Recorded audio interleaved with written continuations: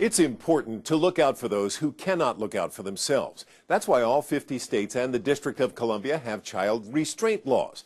A lot of parents put their children in car seats, but many aren't using them correctly, which puts their children at risk.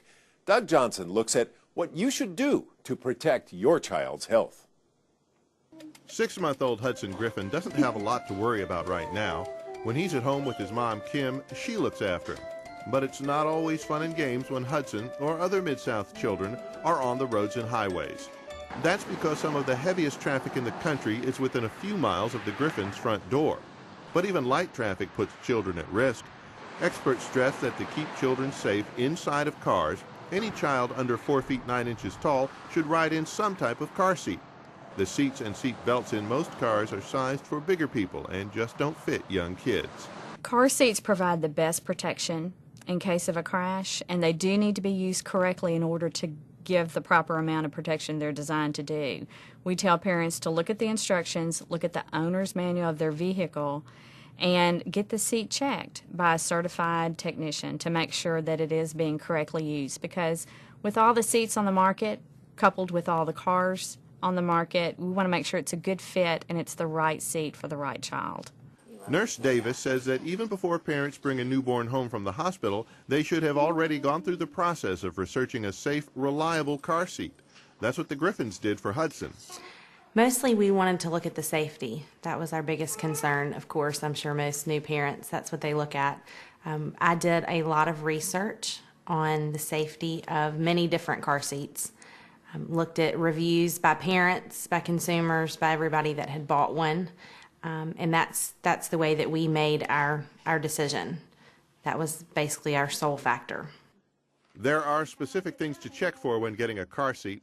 Many seats meet strict crash standards set by the National Highway Traffic Safety Administration.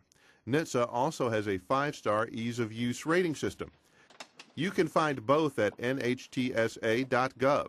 And most newer cars have a built-in system called Latch, or lower anchors and tethers for children, that easily attaches to car seats to secure them in place.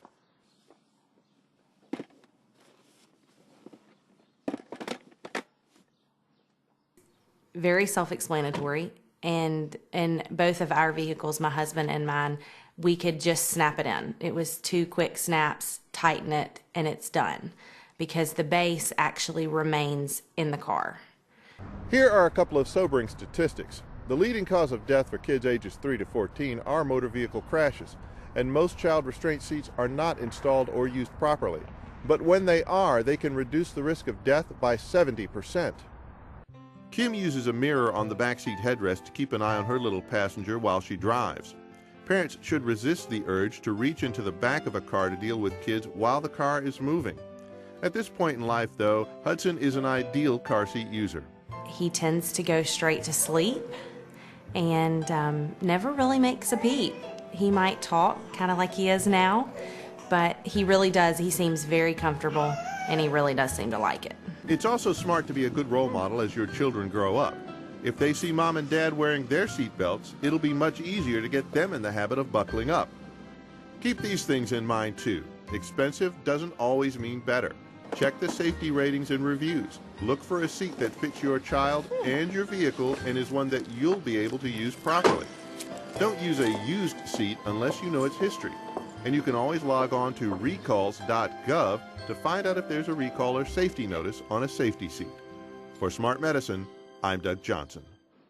Don't forget, you can learn even more about the stories you see here on Smart Medicine by going online to WKNO.org or smartmedicine.tv.